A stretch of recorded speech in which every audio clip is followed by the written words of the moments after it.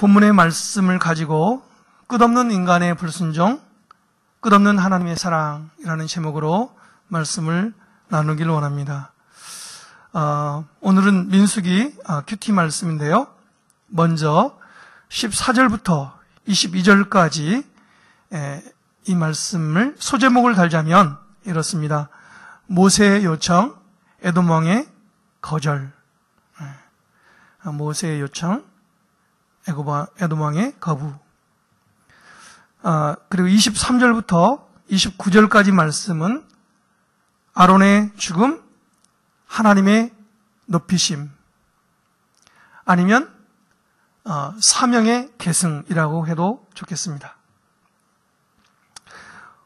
오늘 본문의 말씀을 보면 14절부터 시작되고 있는데 그 전, 하루 전 말씀 1절부터 13절까지 말씀을 보면 민수기 20장 이야기가 다 기록이 되어 있습니다. 민수기 20장에는 특별히 1절에 보면 미리암의 죽음에 대해서 이야기하고 있습니다. 그리고 마지막 28절과 29절은 아론의 죽음과 그에 대한 백성들의 애도에 대해서 두 사람의 죽음에 대한 이야기가 기록되어 있습니다. 그런데 좀 더 자세하게 민수기 20장의 앞부분 13절까지의 내용을 보면 거기에 이스라엘 백성들이 40년째 되는 첫째 달 그들이 가데스 바네아에 서 있게 됐다고 말합니다. 이집트에서 떠나온 지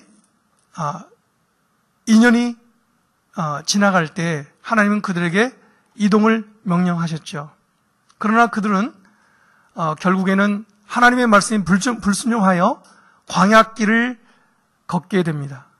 38년이 이제 흘러갔죠.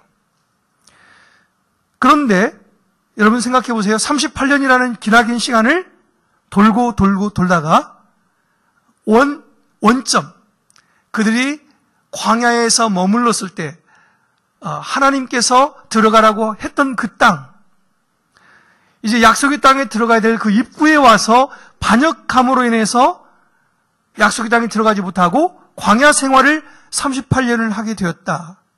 그런데 다시 그 자리에 와 있다라고 생각할 때 여러분이라면 어떻게 반응하겠습니까? 아마 여러 가지 생각이 들 겁니다. 첫 번째는 그들의 조상들의 불순종으로 인해서 하나님이 그들에게 명령했던 그 명령을 생각하면 아마 굉장히 다시 한번 겸손하게 되고요. 두 번째는 38년의 시간이 흘러가는 가운데 그들을 하나님이 지키시고 보호하시고 인도하시어 그 바다의 모래알 같은 수많은 백성들을 다시 그 땅까지 안전하게 인도하셨다. 그 안에는 수많은 하나님에게 대한 감사의 제목이 있을 겁니다. 그런데 그들은 감사하지 않습니다. 그리고 오히려 그곳에서 물이 없어서 갈증이 난다고 모세에게 대적하고 대항하고 원망과 불평을 쏟아넣습니다. 그때 하나님의 처방전은 무엇입니까? 하나님은 이렇게 말합니다. 모세와 아론에게 이렇게 말하죠. 온 이스라엘 회중을 바위 앞에 다 모이게 해라. 그리고 너는 그 바위를 향해서 말하라. 말하면 바위에서 물이 나올 텐데 그 물을 마시게 하고 짐승들도 마시게 하라. 하나님의 처방전이었습니다. 그런데 그 말을 들은 모세와 아론, 모든 이스라엘 회중들을 다 소집했습니다. 바위 앞에 서게 했습니다. 그런데 모세와 아론이 그 많은 백성들의 불평과 불만을 듣고 그들의 마음이 불편하여 혈기가 났다는 거예요. 그래서 성경에 뭐라고 기록하냐면 지팡이로 바위를 2번을 쳤다고 말합니다. 하나님은 바위 앞에서 말하라고 했습니다. 그러면 바위에서 물이 나올 것이고 하나님의 영광을 이스라엘 백성들이 보게 될 거라고 말했습니다. 그런데 모세와 아론은 하나님의 말씀에 순종하지 않고 자기 혈기가 넘쳐나서 이스라엘 백성들에 대한 그 불평과 불만 때문에 자기들도 혈기를 냈습니다. 결국에는 자기 혈기로 인해서 감정을 주체하지 못하고 바위를 2번을 쳤습니다. 바위에서 물이 콸콸콸 쏟아져 나왔죠. 모두가 다 마셨습니다. 짐승도 마셨습니다. 그런데 그 다음에 주어지는 하나님의 말씀이 뭐라고 주어지냐면 12절에 이렇게 말씀합니다.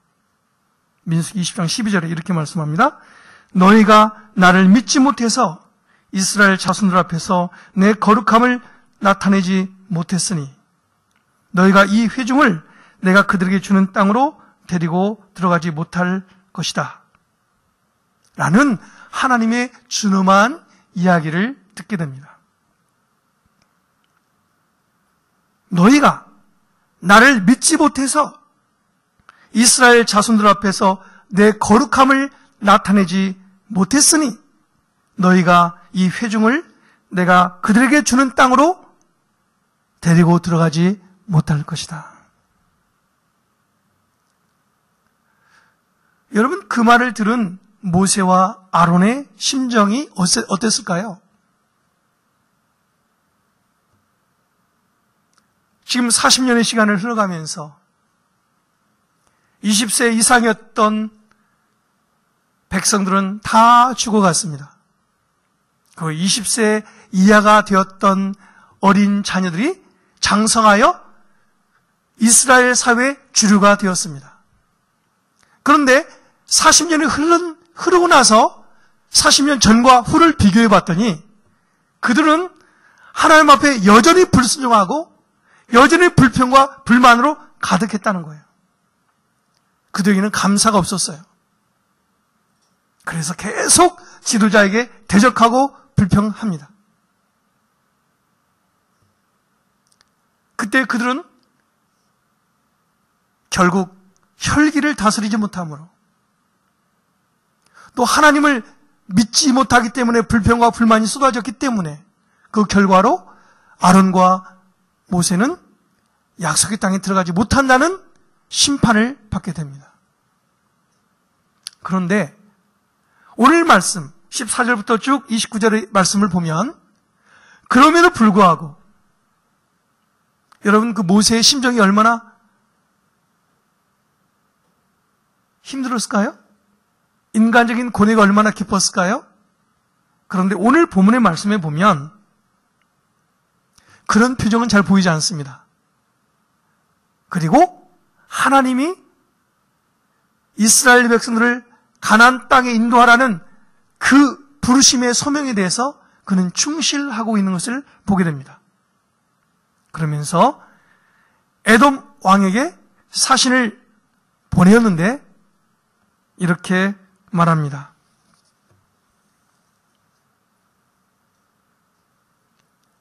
이스라엘 백성들이 애굽에 가는데 그 땅에서 많은 학대를 받았습니다. 이스라엘 백성이 너무 고통스러웠을 때 하나님께 부르짖었더니 하나님이 천사를 보내셔서 우리를 애굽에서 구출하셨습니다. 그래서 오늘 에돔 왕이 다스리는 나라의 가장자리에까지 와 있습니다. 우리가 지금 가데스에 와 있습니다. 형제여, 우리를 도와주시기 바랍니다. 우리는 당신의 형제입니다. 우리가 형제 나라에 들어갈 때 형제 나라에 조금도 손해를 끼치고 싶지 않습니다. 만에 하나 우리가 손해를 끼친다면 그 손해에 대해서 배상도 하겠습니다. 우리는 형제지간이니 우리가 형제의 땅을 지나서 목적지에 갈 수 있도록 도와주시면 고맙겠습니다. 이렇게 사진을 지금 보낸 거죠. 그런데 거기에 따른 반응은 어떻습니까?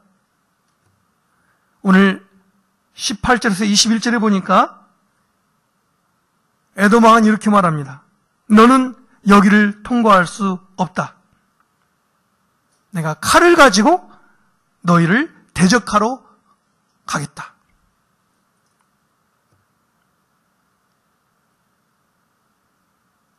그때 이스라엘 백성은 다시 부탁합니다. 우리는 큰 길로만 가겠습니다. 우리의 가축들이 당신의 물을 마신다면 그 값을 다 치르겠습니다. 손해배상 다 하겠습니다. 그러나 에돔 백성들은 이렇게 말합니다. 너는 지나갈 수 없다.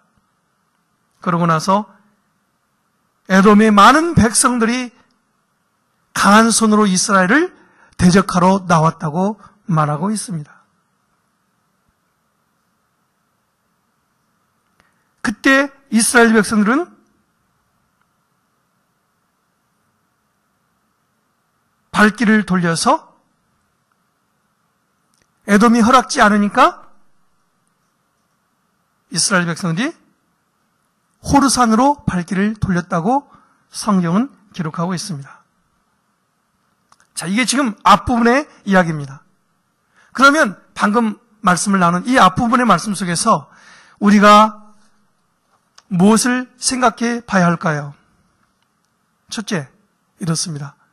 우리의 삶에는 나의 생각과 의지에 상관없이 크고 작은 문제가 항상 따라온다. 여러분, 불교에서는 그래서 이렇게 말하지 않습니까? 인생이 고해라고? 믿었던 사람들에게 배신을 당하고 사기를 당하고 수많은 고통을 당하게 되고 또 자기를 가장 가까이서 도와줘야 될 형제들이 그를 거절하고 배척하고 칼을 들어서 대적하겠다고 다가올 때에 앞뒤를 봐도 저를 봐도 희망이 보이지 않는 인생의 마지막 끝자락에 도착했을 때 우리 믿는 성도라면 어떻게 해야 하는 것일까요? 성경은 시편 118편 7절에서 11절에 이렇게 말합니다. 한번 말씀을 읽어볼까요? 시편 118절 7절에서 11절까지입니다. 같이 한번 읽어보겠습니다. 시작. 여호와께서 내 편이 되사 나를 돕는 자 중에 계시니 그러므로 나를 미워하는 자에게 보응하시는 것을 내가 보리로다. 여호와께 피함이 사람을 신뢰함보다 나으며 여호와께 피함이 방백들을 신뢰함보다 낫도다. 열방이 나를 에워쌌으니 내가 여호와의 이름으로 저희를 끊으리로다. 저희가 나를 에워싸고 에워쌌으니 내가 여호와의 이름으로 저희를 끊으리로다. 이어서 시편 119편 71편 1절도 같이 한번 읽어보겠습니다. 시작. 고난당한 것이 내게 유익이라. 이로 인하여 내가 주의 율례를 배우게 되었나이다. 오늘 성경 본문의 앞부분에 보면 이스라엘 백성들은 형제 나라에 배신을 당했고 도움을 거절당했습니다. 인간적으로 보면 너무나 괘씸하기도 한 거죠. 그렇게 믿고 도움을 선초했는데 거절당했습니다.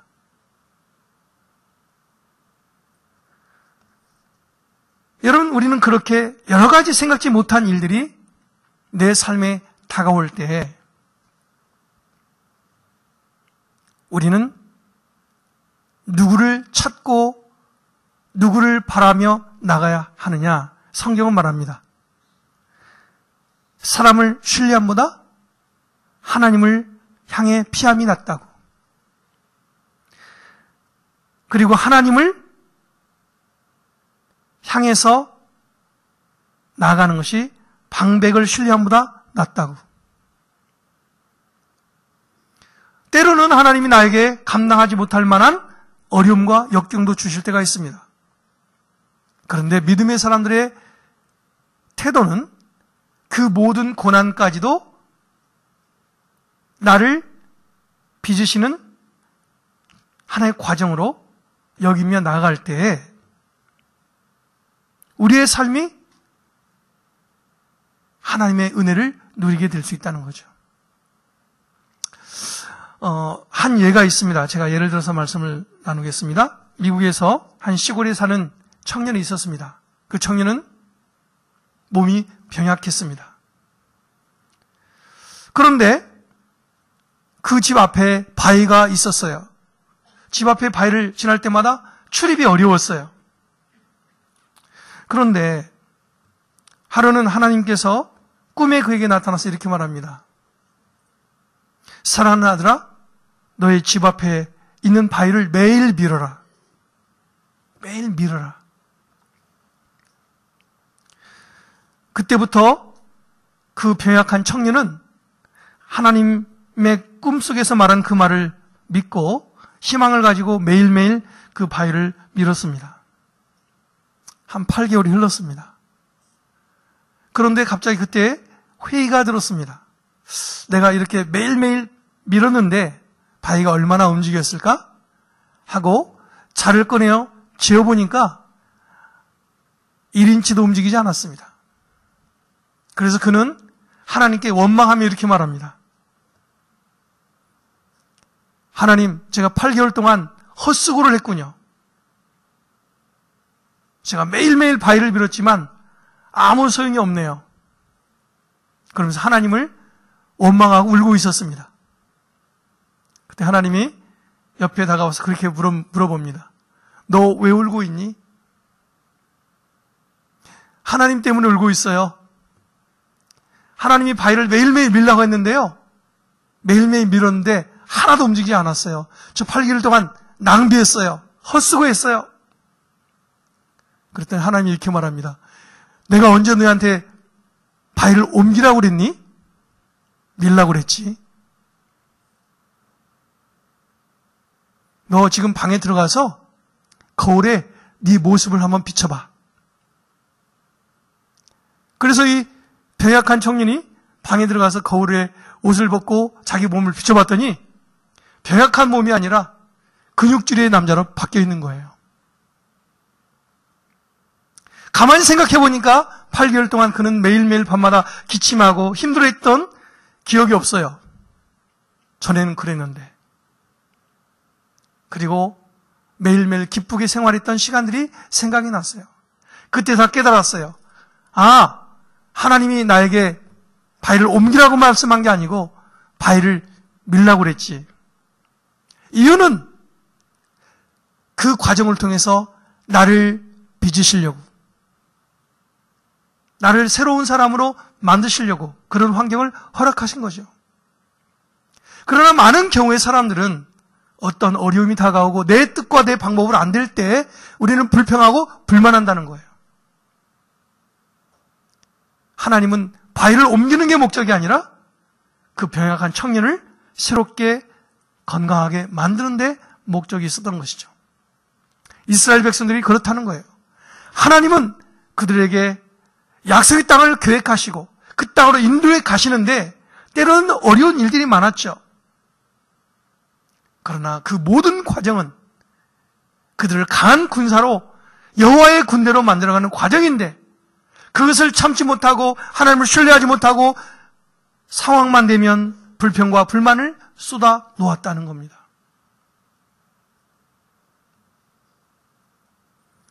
여러분, 우리의 삶은 어떻습니까? 성경은 시편 50편 23절에 이렇게 말합니다. 같이 한번 읽어볼까요? 시편 50편 23절에 이렇게 말합니다. 시작. 감사로 제사를 드리는 자가 나를 영화롭게 하나니 그 행위를 옳게 하는 자에게 내가 하나님의 구원을 보이리라. 할렐루야. 하나님의 마음. 하나님은 하나님의 백성들이 하나님의 뜻 안에 거하며 감사로 제사를 드리기 원하시죠. 그런데 우리는 감사하지 못하고 오히려 여러 가지 환경들 속에서 하나님을 불신하고 믿지 못하고 오히려 불평과 불만을 쏟아놓았다는 거죠. 여러분, 불평과 불만의 뿌리가 뭔지 아십니까? 왜 우리는 불평하고 불만합니까? 그 뿌리는요, 믿음 없음이에요. 하나님을 향한 불신이에요. 근데 불신은 죄거든요. 우리의 삶 속에 우리는 감사할 게 참 많습니다.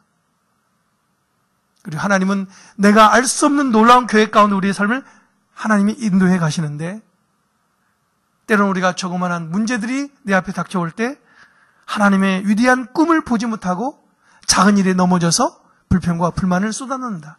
그것의 뿌리는 하나님을 향한 불신이라는 거예요. 하나님을 향한 신뢰가 없다는 거예요.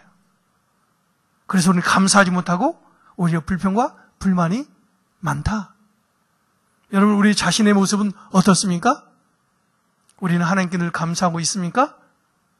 한번 생각해 볼 수 있기를 바랍니다. 두 번째 적용점은 한번 생각해 볼 게 이거예요. 모세는 지금 에돔 왕에게 선처를 요구했습니다. 우리가 좀 지나가기 길을 좀 열어주십시오. 근데 그는 거절당했습니다. 인간적인 배신을 당했습니다. 그때요, 아마 이스라엘 백성들이 아마 화를 내고 분노하고 아마 싸우겠다고 막 그래야 되는 게 아마 지금 맞을 것 같은데 그렇게 하지 않았어요. 그리고 발길을 돌려서 호르산으로 이동하고 있습니다. 왜 그랬을까요? 거기에는 모세와 아론이 하나님 앞에 대가를 치르며 배운 교훈이 있어요. 조금 전에 바위를 향해서 말하라고 말했거든요. 그런데 그들은 자기의 혈기로 바위를 내려칩니다. 내 뜻대로 안 됐다고 그들은 화를 냈습니다. 그 대가는 어떤 것입니까? 하나님의 약속의 땅에 들어가지 못하는 엄청난 대가를 치르게 되었습니다. 그때 그들이 배운 교훈이 이거예요. 내 뜻대로 안 됐다고 함부로 화를 내면 안 되는구나. 내 뜻대로 안 돼도 하나님이 원하신 대로 하는 것이 축복의 비결이구나. 그들은 그것을 아마 깨달았을 겁니다. 지금 에돔 왕이 거절하고 반대하고 칼을 들고 싸우겠다고 나올 때 숫자적으로는 이스라엘이 더 많아요. 거의 300만이에요. 300만이 달려들어서 싸우겠다고 그러면 아마 이길 수도 있을 거예요. 그런데 그렇게 하지 않습니다. 형제 나라와 싸우지 않겠다. 그리고 하나님이 우리의 길을 인도하시겠지. 하나님께 맡기고 호르산으로 향합니다. 여러분, 그들은 여기서 불순종의 대가가 어떠한 결과를 가져오는지를 그들은 깨달았고, 그렇기 때문에 그들은 하나님의 인도하심에 철저하게 순종하기로 마음을 먹은 거예요. 때로는 이해가 안 갑니다. 왜 그렇게 해야 되는지 이해가 안 가요. 그럼에도 불구하고 하나님께 나의 미래를 맡기는 거예요. 이스라엘의 앞날을 맡기는 거예요. 그리고 한 걸음 한 걸음 호르산으로 향합니다. 이게 바로 그들이 대가를 치르며 배운 교훈이에요. 우리는 많은 경우에 배움을 가질 때 대가를 치르고 배웁니다. 근데 때로는 조그마한 대가를 치르고도 많은 것을 배우는데, 때로는 조그마한 걸 배우기 위해서 많은 대가를 치를 때가 있어요. 여러분은 어떤 경우가 많습니까? 가능하면 대가를 많이 치르지 않고도 깨달음을 얻을 수 있는 지혜가 우리 안에 있다면 좋겠죠. 자, 그게 바로 오늘 본문의 앞부분이었어요. 근데 뒷부분에 23절부터 29절까지 말씀을 보면 여기에서는 아론의 죽음에 대한 이야기가 나옵니다. 하나님이 모세와 아론에게 이야기하십니다. 아론이 죽게 될 거라고. 근데 그 이유가 무엇입니까? 24절에 보면 이렇게 말하고 있습니다. 24절 한번 같이 읽어보도록 하겠습니다. 시작. 아론은 자기 조상에게 돌아갈 것이다. 너희 둘이 무리바 물에서 내 명령을 거역했기 때문에 그는 내가 이스라엘 자손들에게 주는 그 땅으로 들어가지 못할 것이다. 하나님은 무리바에서 하나님이 말씀하신 그 말씀대로 하지 않은 불순종 때문에 그들이 그렇게 가기를 원했던 가나안 땅에 들어가지 못할 거라는 선언을 받습니다. 그래서 호르산에서 죽게 될 거라고 이야기하고 있는 거죠. 그래서 하나님은 모세와 아론을 호르산으로 인도하는데 28절, 29절에 보니 28절, 29절에 아론의 죽음에 대한 이야기가 나옵니다. 같이 한번 읽어보겠습니다. 모세가 아론의 겉옷을 벗겨서 그의 아들 엘르아살에게 입혔습니다. 아론이 거기 산 꼭대기에서 죽었습니다. 모세와 엘르아살이 산에서 내려왔습니다.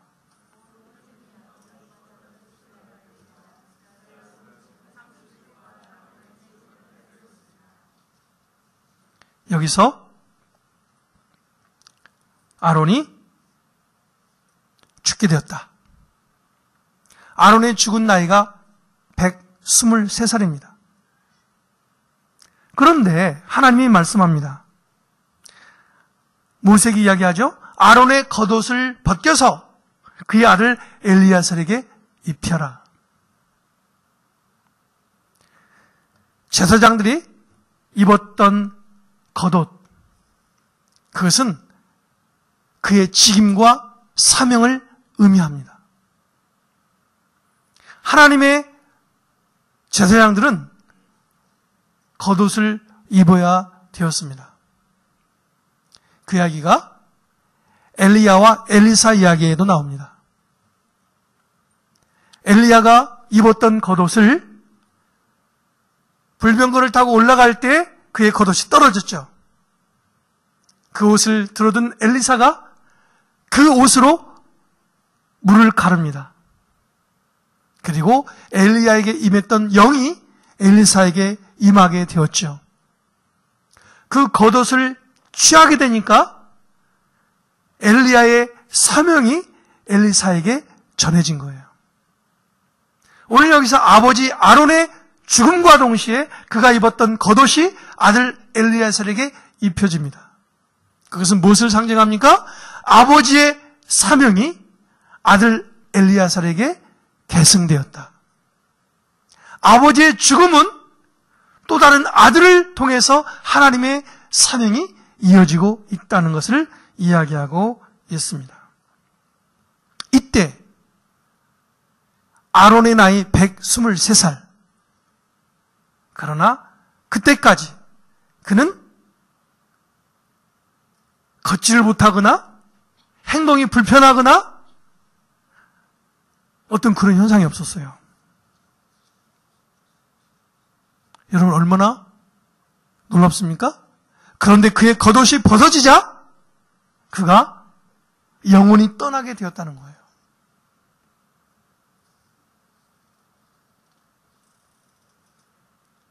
여러분, 이 말은 무엇을 우리에게 시사하고 있습니까? 사명이 끝날 때 우리의 삶은 마감된다. 그런 의미가 있습니다. 다르게 말하면 이렇습니다. 사명이 있는 사람은 죽을 곳에서도 죽지 않는다.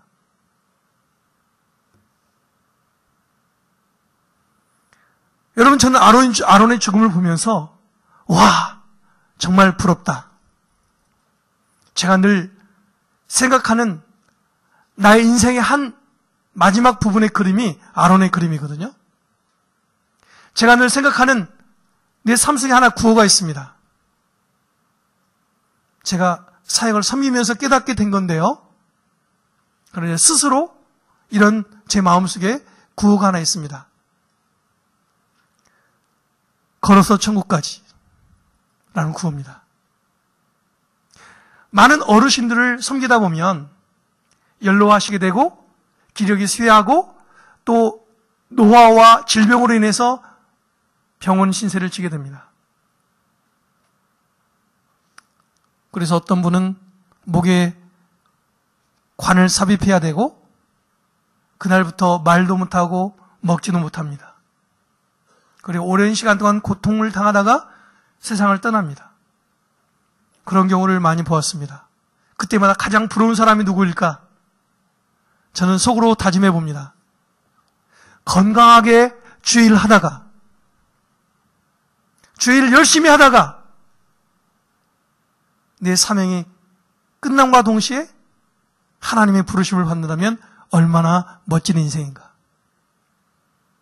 병원 신세 지면서 고통당하고 괴롭고 그렇게 살지 않고 내가 주님의 일을 열심히 하다가 하나님의 부르심을 받는다면 얼마나 멋있는 삶일까. 이런 생각을 해봅니다. 나의 사명이 끝나도 하나님의 사명은 끝나지 않습니다. 오늘 본문의 말씀을 통해서 아론은 죽지만 그의 아들을 통해서 하나님의 사명은 계속 진행됩니다. 여러분, 우리는 한 가지 잊지 말아야 될 게 있습니다. 하나님이 하나님의 뜻을 이루어 가실 때 내가 그 일을 안 하면 안 된다고 생각하지 않았으면 좋겠다는 것입니다. 하나님은 하나님의 원대한 계획 속에 나를 부르셔서 하나님의 일에 동참케 하시고 하나님의 일을 섬길 수 있게 부르심을 받았다는 그 자체가 감사할 제목이죠. 근데 우리 늘 교만해가지고 내가 없으면 안 되지. 이 일은 꼭 내가만 해야 되는 거야. 라고 잘못 생각할 때가 있습니다. 나의 사명이 끝나도 하나님의 사명은 끝나지 않습니다. 그리고 하나님의 계획은 또 누군가를 통해서 계속 진행됩니다. 그래서 우리는 기억해야 될 게 있습니다. 하나님, 나의 사명은 무엇입니까? 나의 사명이 끝날 때 나는 하나님 앞에 가야 됩니다. 내게 주어진 젊음, 나에게 주어진 시간, 그때가 언제까지입니까? 그때까지 나의 사명을 깨닫게 해 주십시오. 그래서 사도 바울은 사도행전 20장 24절에 이렇게 기록하고 있습니다. 누가죠? 누가가 기록했죠? 다시 같이 한번 읽어보겠습니다. 사도행전 20장 24절에 같이 한번 읽어보겠습니다. 시작.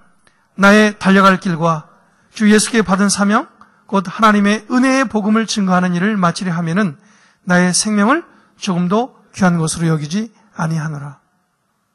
하나님의 종 사도 바울의 고백이죠. 여러분, 하나님의 부르신 그 부르심의 사명, 그 사명을 향해서는, 그 복음을 증거하는 그 일에 대해서는 나의 생명을 조금 더 귀한 것으로 여기지 않겠다 라고 고백하는 그 사명, 여러분, 내 목숨을 걸고 달려가야 될 그 길, 나의 모든 것을 치르고 달려가야 될 그 길이 여러분 무엇이라고 생각합니까?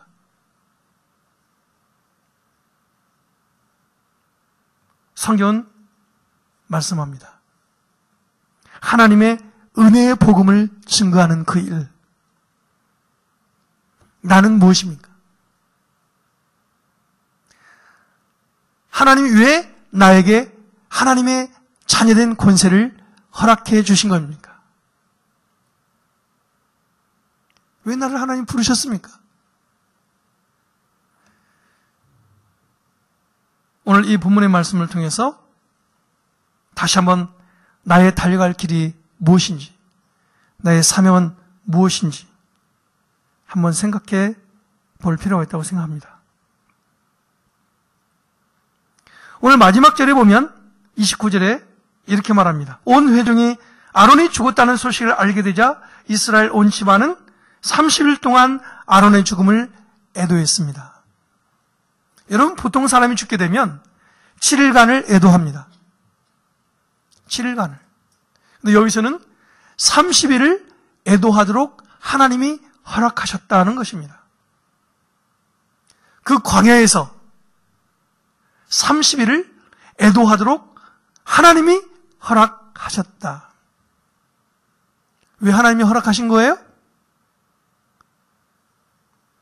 비록 아론이 실수함으로, 불순종함으로, 많이도 아니에요.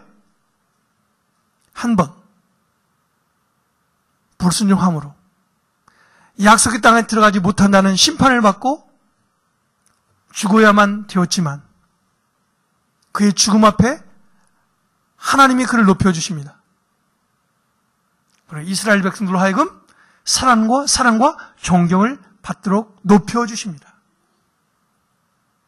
그게 하나님의 사랑이죠. 여러분, 우리의 삶을 보면 우리는 한 번의 실수가 아니라 수없이 반복하는 불순종의 죄를 범합니다. 그런데요, 그럼에도 불구하고 하나님 우리를 사랑하고 계시다는 사실을 우리는 기억해야 됩니다. 한번 성경을 보실까요? 나의 before Christ, after Christ, 주님을 만나기 전과 후는 어떻게 다른지 한번 보실래요?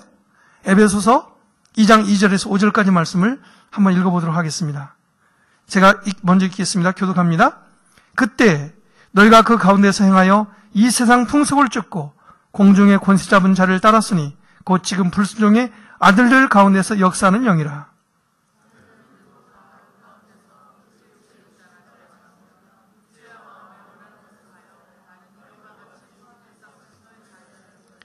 긍휼에 풍성하신 하나님이 우리를 사랑하신 그 큰 사랑을 인하여 너희가 은혜로 구원을 얻은 것이라. 여러분, 이렇게 말씀하고 있습니다. 여러분, 오늘 말씀해 보니까 에베소서 2장 2절에서 5절에 보니까 우리는 근본적으로 불순종의 아들들 가운데 태어났고 우리가 본질상 진노의 자녀였다. 우리는 한 번만 불순종하는 게 아니에요. 아론은 한 번 불순종함으로 죽음에 이르는 죄를 심판받았어요. 근데 우리는 계속 불순종해요. 그런데 그러한 나에게 긍휼이 풍성하신 하나님이 우리를 사랑하신 그 큰 사랑으로 인하여 허물로 죽은 우리를 그리스도와 함께 살리셨고 너희가 은혜로 구원을 받게 되었다고 말씀하고 있습니다. 하나님의 큰 사랑으로 우리가 은혜로 구원을 받게 되었다.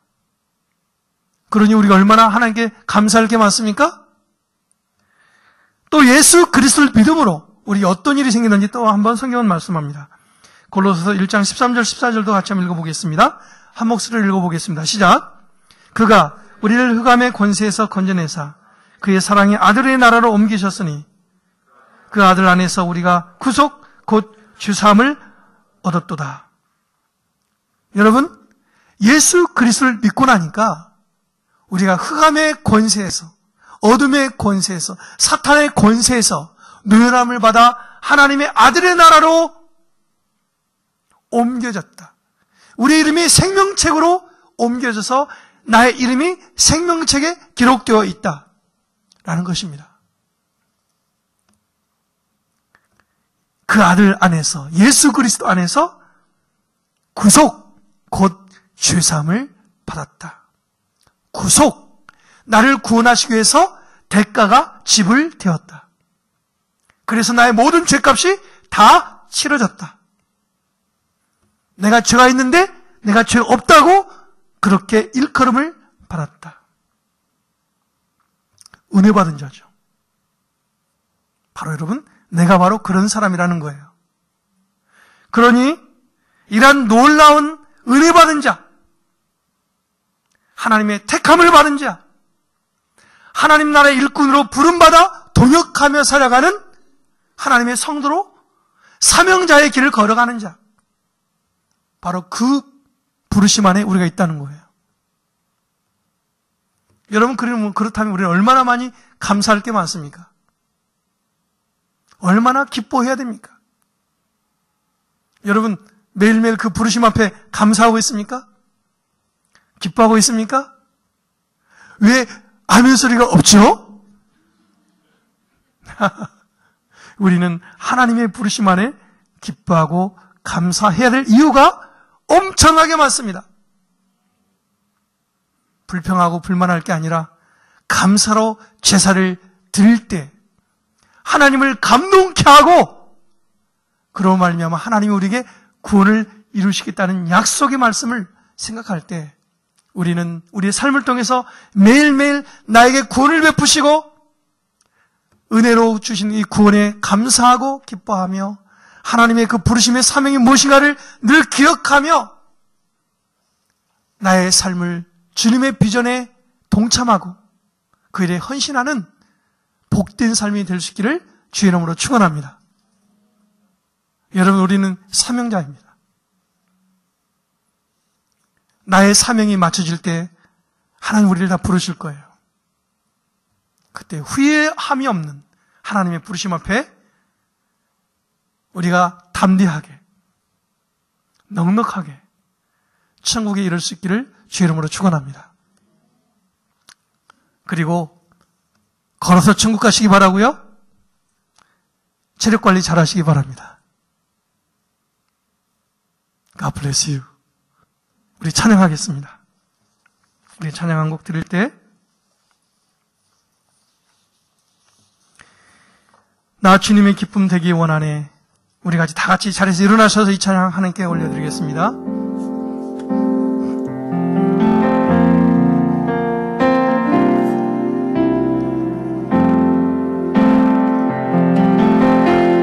나 주님의 기쁨 되기 원하네. 내 마음을 새롭게 하소서. 새 무대가 되게 하여 주사. 주님의 빛 비추게 하소서. 겸손히 내 마음 드립니다. 겸손히 내 마음 드립니다. 나의 모든 것 받으소서. 나의 마음 깨끗게 씻어 주사. 주의 길로 향하게 하소서. 내가 원하는